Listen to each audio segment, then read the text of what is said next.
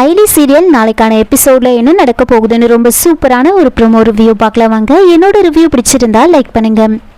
சிவாவோட சூரியநாராயணன் மாமா அங்கே வீட்டுக்கு வந்து வராங்க. கல்யாணத்துக்காக ஒரு பேமெண்ட்டை வாங்கிறதுக்காக அவர் அங்கே வந்து வெயிட் பண்ணிக்கிட்டு இருப்பாரு. ரவி தான் அந்த பேமெண்ட்டை கொடுக்குறேன்னு உள்ளே போயிருப்பாங்க. இந்த கேப்பில் உதய பெருமாள் அவரை பார்க்குறாங்க. அவரை பார்த்ததுமே உதய பெருமாளுக்கு ரொம்ப பயம் வந்துடும். அப்படின்னு நடுங்கி போய் உள்ளே ஓடி போய் ஒளிஞ்சுப்பாரு. ரவி அந்த காசை எடுத்துகிட்டு வந்து அவர்கிட்ட கொடுத்துட்டு இருக்கும் போது ஐலி சிவா அந்த இடத்துக்கு வராங்க. ஐலி சிவாவும் அவரை பார்த்த உடனே கண்டுபிடிச்சிடுறாங்க. உடனே சூரியநாராயணன் மாமா தான் அவர் அப்படின்னு சொல்லிட்டு அவரை பார்த்து எப்படியாவது பேசணும் அப்படின்னு மேல இருந்து கீழே இறங்கி வராங்க.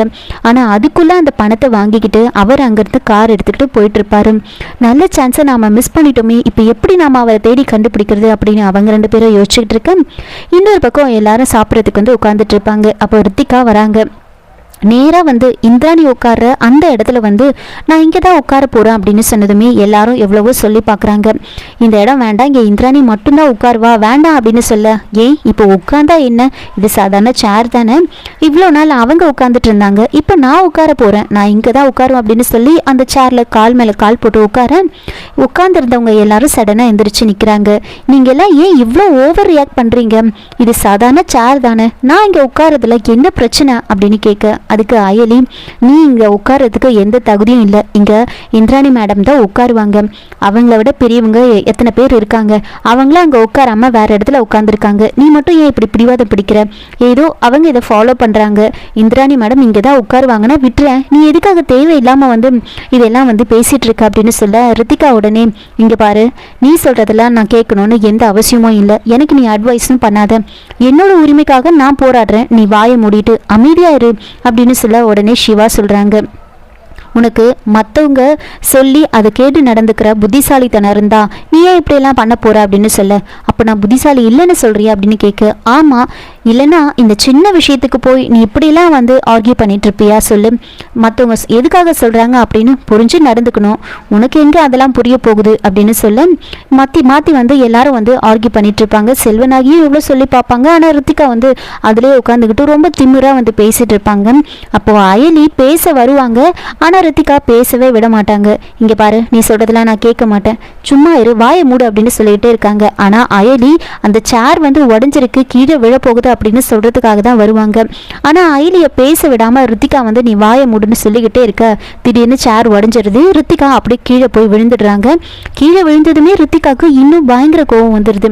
இப்போ சந்தோஷமா உங்களுக்கு வேணும்னே நீங்க இப்படி எல்லாம் பண்றீங்க, வேணும்னே உடஞ்ச சேர்ல வந்து என்னை வந்து உட்கார வச்சிருக்கீங்க, நான் வந்து உட்காருவேன்னு தெரிஞ்சுதான் நீங்க இப்படி எல்லாம் பண்ணிருக்கீங்க, நீ தான் இந்த மாதிரி வேலையை பண்ணிருக்க அப்படின்னு அப்படியே அயலி மேல வந்து பழிய போடுறாங்க.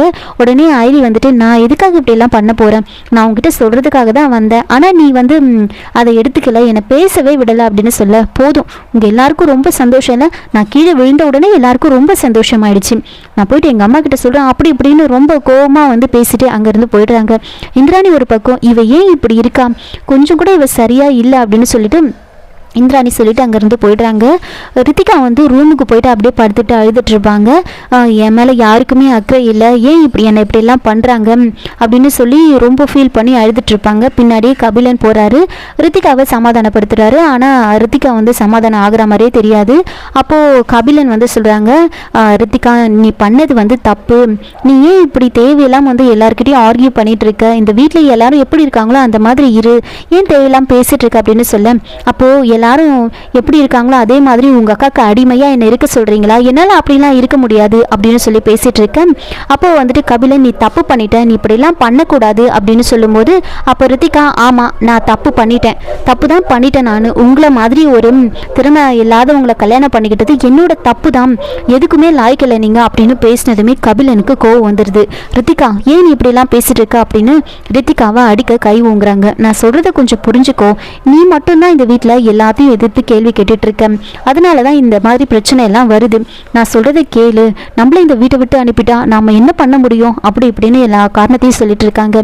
கொஞ்ச நேரத்துல ரித்திகாக்கு அவங்க அம்மா கிட்ட இருந்து கால் வருது.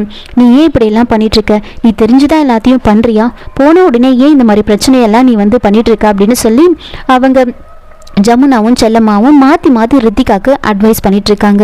இனிமேல் எதை பண்ணுறதா இருந்தாலும் யோசிச்சு பண்ணு அப்படின்னு சொல்ல, ஆமாம் நான் இங்கே சண்டை போட்டது எப்படி என்னோட அம்மாவுக்கு தெரிஞ்சது அப்படின்னு சொல்ல, கரெக்டாக செல்வநாயகி அங்கே வராங்க.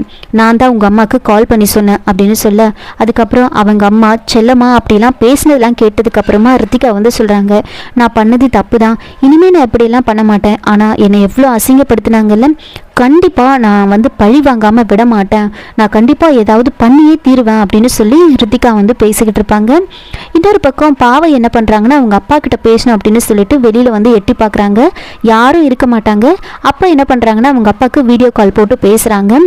பேசிகிட்டு இருக்கும்போது அவங்க அப்பா வந்து சொல்கிறாங்க, இந்த மாதிரி உங்கள் அம்மா பார்த்தாங்கன்னா கண்டிப்பாக திட்டுவாங்க அப்படின்னு சொல்லி, அப்போது அம்மா இல்லை அப்படின்னு பாவை வந்து சைகையிலே சொல்லிட்டு இருக்காங்க. என்னோட ஸ்கூலில் டான்ஸ் காம்படிஷன் நடக்குது, கண்டிப்பாக நீங்கள் அதுக்கு வரணும் அப்படின்னு சொல்லி பாவை வந்து சொல்லிட்டு இருக்கேன், கண்டிப்பாக நான் வருவேன் அப்படின்னு பேசிட்டு இருக்காங்க. உங்கள் அம்மா பார்க்க போகிறாங்க அப்படின்னு திரும்பவும் சொல்ல, உடனே பாவை என்ன பண்ணுறாங்கன்னா கதவை லாக் பண்ணிவிட்டு உள்ளே வந்து பெட்டில் வந்து படுத்துட்டு பெட்ஷீட்டை போட்டு மூடிட்டு அவங்க அப்பா கிட்ட வந்து வீடியோ கால் போட்டு பேசிகிட்டு இருப்பாங்க. கொஞ்சம் நேரத்தில் வந்து இந்திராணி அங்கே வராங்க.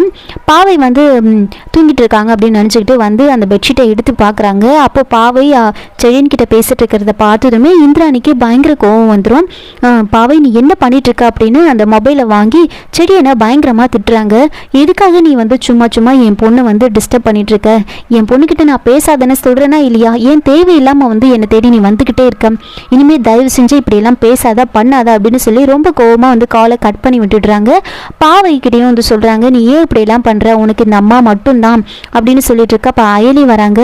அந்த குழந்தைக்கு அப்பா தேவைப்படுறாரு, அவள் வந்து அவங்க அப்பா மேலே உயிரே வச்சிருக்கா, நீங்கள் ஏன் இப்படியெல்லாம் பண்ணுறீங்க அப்படின்னு சொல்லும்போது இந்திராணி வந்துட்டு, இங்கே பாருங்கள் என்னோட பர்சனல் விஷயத்தில் நீ தலையிட வேண்டாம் அப்படின்னு வந்து ஸ்ட்ரிக்டாக சொல்லிடுவாங்க. அயலியும் எவ்வளோ எடுத்து சொல்ல ட்ரை பண்ணுவாங்க, ஆனால் இந்திராணி அதெல்லாம் கேட்குற மாதிரி இருக்க மாட்டாங்க.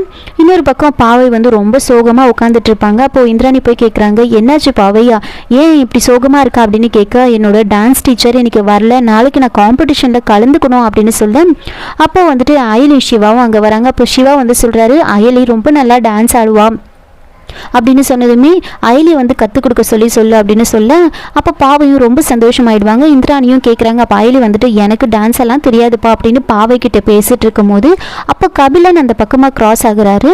அப்போது அயலி கையில் இருக்கிற மோதிரத்தை கபிலன் வந்து பார்க்குறாரு.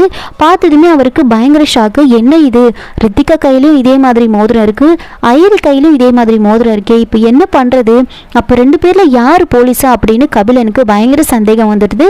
உடனே அங்கே செல்வநாயகி ரித்திகா அப்படின்னு எல்லாருமே இந்த இடத்துக்கு வந்துருவாங்க. ரெண்டு பேர் கையிலையும் மோதிரம் இருக்கிறத பார்த்ததுமே கபிலனுக்கு பயங்கர குழப்பம். இதை பற்றி அப்படியே கேட்குறாங்க, ஆமாம் அவங்க ரெண்டு பேர் கையிலையும் இந்த மோதிரம் இருக்கே என்ன அப்படின்னு கேட்க, இது எங்கள் அப்பா வாங்கி கொடுத்தது, ரெண்டு பேருக்கும் ஒன்றா வாங்கி கொடுத்தாங்க அப்படி இப்படின்னு சொல்கிறாங்க. உடனே கபிலன் வந்து யோசிக்கிறாரு, என்னவா இருக்கும் அப்படின்னு யோசிக்க அயலி வந்து கண்டுபிடிச்சிருவாங்க, இந்த கபிலனுக்கு ஏதோ சந்தேகம் வந்திருக்கு, அதனால தான் இந்த மோதிரத்தை பற்றி கேட்குறாங்க அப்படின்னு யோசிச்சுட்டு இருப்பாங்க. இதோட இந்த ப்ரோமோ வந்து முடிச்சிருக்காங்க. என்னோட ரிவ்யூ பிடிச்சிருந்தா லைக் பண்ணுங்கள், மறக்காமல் சப்ஸ்கிரைப் பண்ணுங்கள். தேங்க்யூ.